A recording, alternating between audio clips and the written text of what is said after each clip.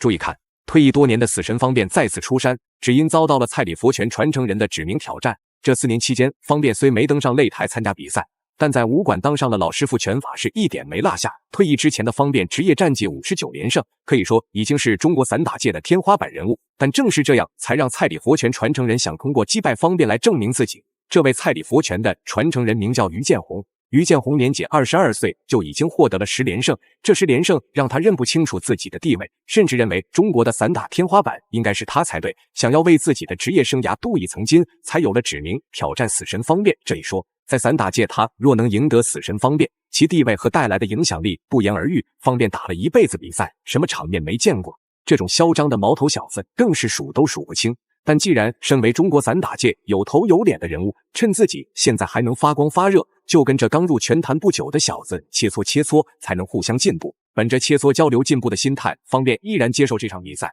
让他一复出便是万众瞩目。37岁登上擂台，用自己的身体力行诠释着什么叫搏击精神。好了，咱们废话少说，让我们去看看死神方便的精彩复出之战。还请各位帅哥美女长按3秒点赞，小编祝各位早日赚到100万。比赛正式开始。运动的比赛，我是解读生，跟我其他的还有金淼老师。金淼老师你好。观众朋友大家好，顾老师你好。那么这是我们今天最受关注的一场比赛。虽然说方便这几年没有参加比赛，但是打了一辈子比赛，回到擂台上就跟回家一样。但对手的实力未知，还是稳妥一些，先使用游走战术试探一下。反观于建宏，可没有方便那么稳当，倒是很想在方便面前多表现表现，证明自己。旁人看来这只是一场比赛，可在他眼里看到的可不仅是死神方便，说白了就是已经在为自己的以后铺路了。这场能打赢死神方便，那散打界的地位还不是稳稳当当。他只想让方便成为他的垫脚石，助他一臂之力。我们终于等到了这一场明星之战。是。那反观这个于建宏呢，是目前22岁，战绩29战22胜，然后56次 KO。可以看到方便老师他的身材完全没有因为这些年就是年龄的增长而改变。也就是说这个就是之前我们也聊过啊，这方便老师其实是一个非常自律的人啊。对，就像这种被推的状态，他天天都是坚持着这个训练。尽管这几年方便没登上擂台，年纪跟于建宏比起来确实不占优势，但要知道，可不是什么人都能被称为散打天花板。退役之前的方便，不管是面对哪国的世界冠军都不带怂的，拿起拳套就是干。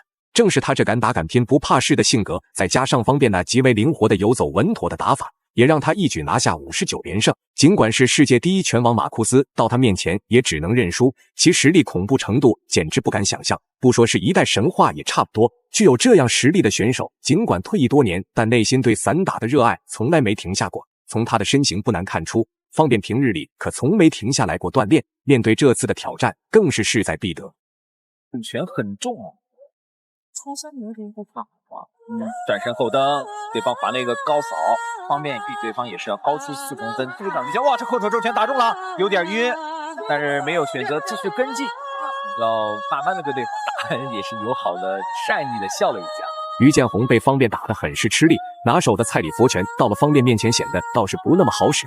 反观方便面对面前的于建宏，深知于建宏的心气太高，敢于挑战，但实力确实有差距。方便心里有数，也没想着下手太狠，毕竟说到底都是自己人，切磋交流总是好的，认识到自己的不足之处才能进步。方便的格局不得不说确实是有，尽管这家伙赛前是看不起自己，想要站在自己头上的，还能有这样的格局，不愧是散打界的天花板人物，不管是战绩还是为人处事方面都做得够到位。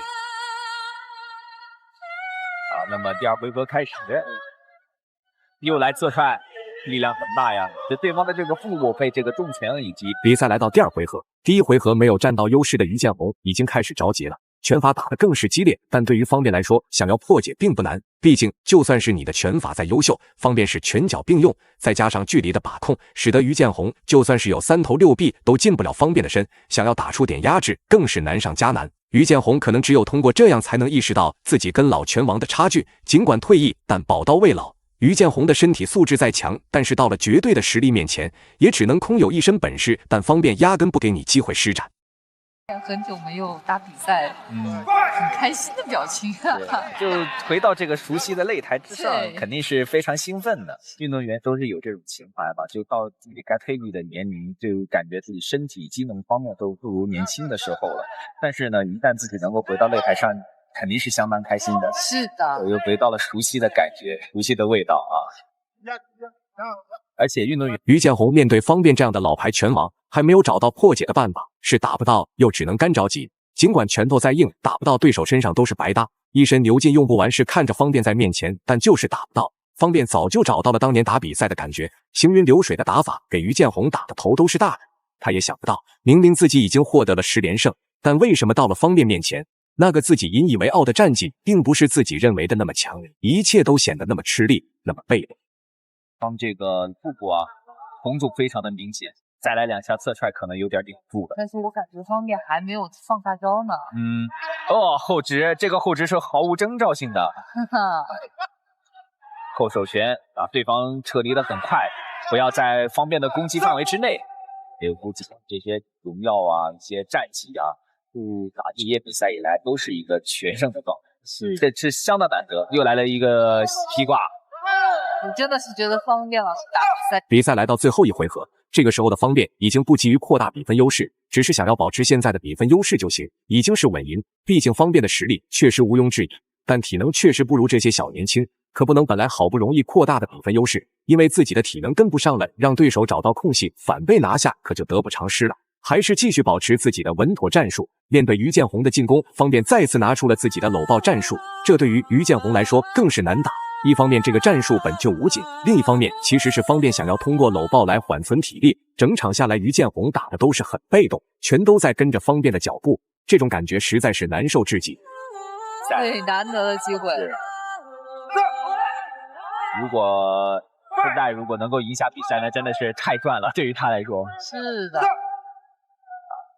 方便还是经验非常老道啊，就对方要开始发起进攻的一瞬间，搂抱住了，利用规则将对方的这个进攻起也给完全压下来，不让他有这反击的机会。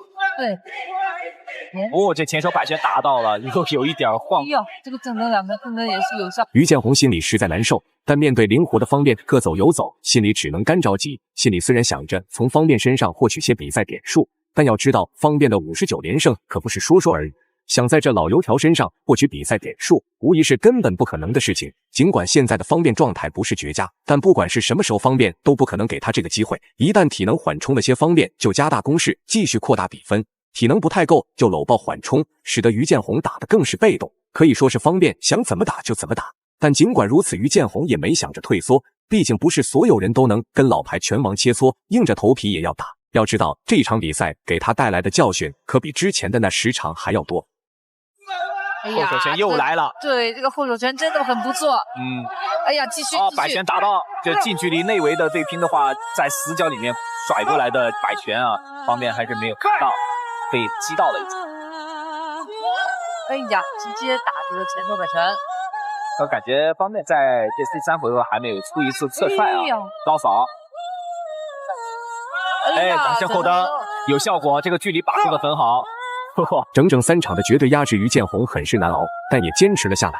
面对方便，他打的尽管没有那么出色，但能坚持到底，不被 KO 就已经赢了绝大一部分选手。